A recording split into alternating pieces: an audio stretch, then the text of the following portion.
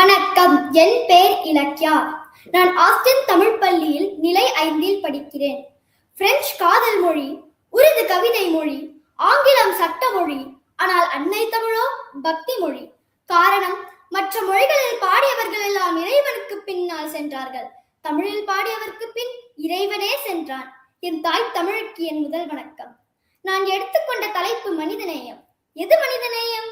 யாரென்று அறியாத ஒருவர் அழும்போது காரணமே இல்லாமல் நம் கண்களும் கசியுமாயின் அதுதான் மனிதநேயம். உதவுவது மட்டும் மனிதநேயம் அல்ல, பிறர் உணர்வை புரிந்து கொள்வதும் மனிதநேயம் தான். 1000 விடுமுறை வந்தாலும் அம்மாவின் சமையலறைக்கு விடுமுறையே கிடையாது. அன்னையை பார்த்து நீ கொடுத்த உணவெல்லாம் பிடித்த உணவாக இருக்கிறது என்று சொல்லும் பொழுது அங்கே வாழ்கிறது மனிதநேயம். உன்னை பற்றியே யோசித்து உழைக்கும் உன் தந்தையை பார்த்து உன் வியர்வை துளியில் தான் என் வேர்கள் வளர்க்கிறது என்று சொல்லும் பொழுது அங்கே வாழ்கிறது மனிதநேயம்.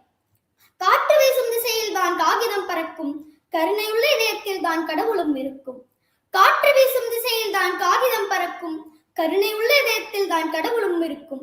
மனிதநேயம் மறந்தாலே, மனிதநேயம் மறந்தாலே, மண்ணிலேயும் மண்ணிலே மனித இனம் அழியுதடா, தன்னிலே உலகம் தன்னிலே.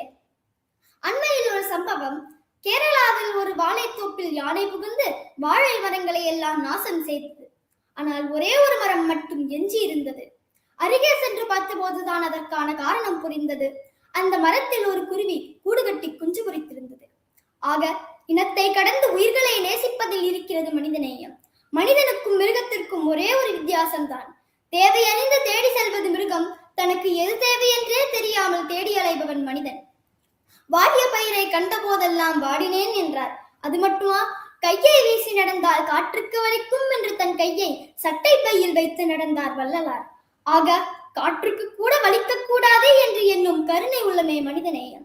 இன்று பலருடைய மனிதநேயமோ வாட்ஸ்அப் நிலையில் தான் வாழ்கிறது. அச்சச்சோ, வாட்ஸ்அப் என்பது ஆங்கிலமாச்சே, அதை சொன்னால் மதிப்பெண் போச்சே, எனக்கு அதன் தமிழாக்கம் தெரியவில்லை, மன்னித்து விடுங்கள் நடுவர்களே. மன்னித்து எனக்கு மதிப்பெண் கொடுத்தால் உங்களிடமும் இருக்கிறது மனிதநேயம். அன்புதான் மனிதநேயம், அதை அழகாக சொல்கிறார் வள்ளுவர். அன்பிலார் எல்லாம் தமக்குரியர், அன்புடையார் என்பும் உரியர் பிறர்க்கு.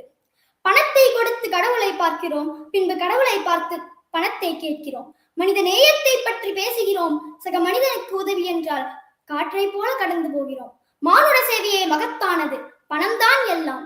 பணத்தால் எதையும் சாதிக்க முடியும் என்று நம்பிக்கொண்டிருந்தவர்கள் மத்தியில் மக்கள் சேவையை கையில் ஏந்தி வாழும் போதே வரலாறாகி இருக்கிறார்கள் மானுட சேவையில் மகத்துவம் படைத்தவர்கள். காமராஜர், அண்ணல் காந்தியடிகள், அன்னை தெரசா போன்றவர்கள் தமக்காக வாழாமல் மற்றவர்களுக்காக தமது வாழ்நாட்களை அர்ப்பணித்து மனித நேயத்தோடு வாழ்ந்தார்கள். 27 ஆண்டுகள் சிறையில் இருந்தும் பழி கூறாமல் அனைவருக்கும் சமத்துவம் வேண்டும் என்று மனித நேயத்தோடு செயல்பட்டார் நெல்சன் மண்டேலா. ஏழை குழந்தைகளின் கண்ணீரை துடைத்து மனித நேயத்தோடு வாழ வேண்டும் என்றார் டாக்டர் APJ அப்துல் கலாம் அவர்கள். மக்கள் சேவையே மகேசன் சேவை என்றார் சுவாமி விவேகானந்தர். மக்கள் சேவையே மகேசன் சேவை என்றார் சுவாமி விவேகானந்தர்.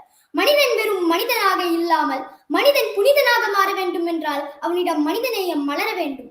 மனிதன் வெறும் மனிதனாக இல்லாமல் மனிதன் புனிதனாக மாற வேண்டும் என்றால் அவனிடம் மனிதநேயம் மலர வேண்டும்.